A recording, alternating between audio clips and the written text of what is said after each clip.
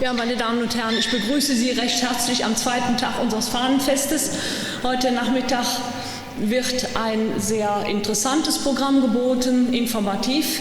Ich freue mich darüber und ich werde auch jetzt nicht viele Worte machen, weil nachher noch genug gesprochen wird. Also vielen Dank, schön, dass Sie da sind und ich freue mich auf diesen informativen, interessanten Nachmittag. Dankeschön.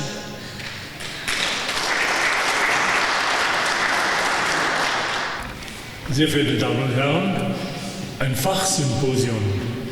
Ich sehe eine ganze Reihe von Fachleuten, die sich in heimatkundlichen Dingen sehr auskennen und ich bin gespannt auf die Diskussion und das Gespräch an diesem Nachmittag. Zu diesem Fachsymposium möchte ich Sie herzlich begrüßen. Mein besonderer Gruß gilt den Referentinnen und Referenten des heutigen Nachmittags. Frau Dr. Dagmar Hähnel, Frau Dorothee Lukassen und Herrn Dr. Veit Felske. Des Weiteren darf ich den ehemaligen Pfarrer dieser Pfarrgemeinde, Herrn Pastor Heinrichs, recht herzlich begrüßen, quasi als Hausherrn in diesem Hause. In die Reihe der besonderen Gäste am heutigen Tag möchte ich Frau Dr. Ursula Gelissen, die Vorsitzende des Heimatvereins Schafhausen, und Hans-Josef Reuter, hier zu meiner Rechten, den unermüdlichen Organisator der Festtage einschließen. Und was wären solche Festtage ohne Musik? Deshalb auch ein besonderer Gruß an Lukas Rinkens, der mit seinen Musikbeiträgen die Zusammenkunft verschönern möchte.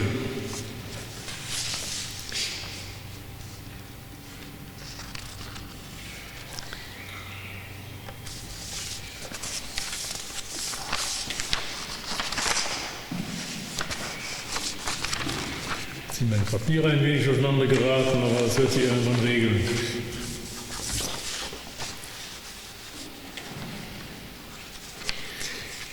Nun zum Gegenstand der Feierlichkeiten.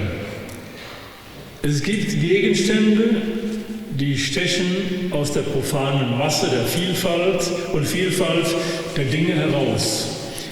Sie sind etwas Besonderes, ja im wahrsten Sinne des Wortes Herausragendes. Ich meine nicht die sakralen Gegenstände und Devotionalien, nein, Dinge aus dem profanen Leben.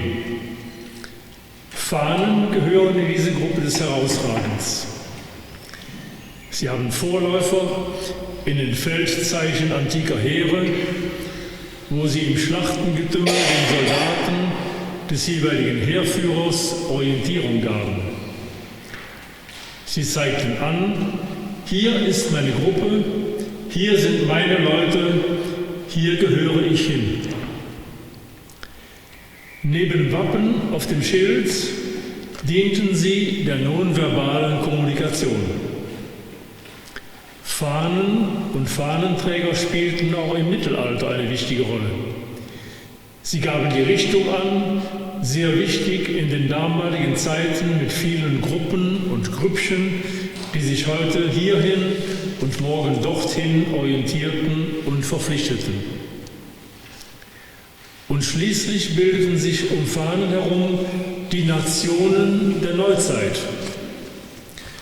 Dannebrog und Union Jack sind bedeutende optische Repräsentanten der Dänen und der Briten. Und Schwarz-Rot-Gold ist eng verbunden mit der Geburtsstunde der deutschen Nation.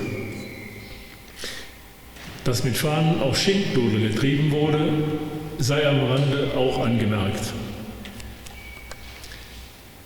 Welch vereinende Kraft Fahnen auch heute haben, kann man in den Fußballstadien jede Woche erleben.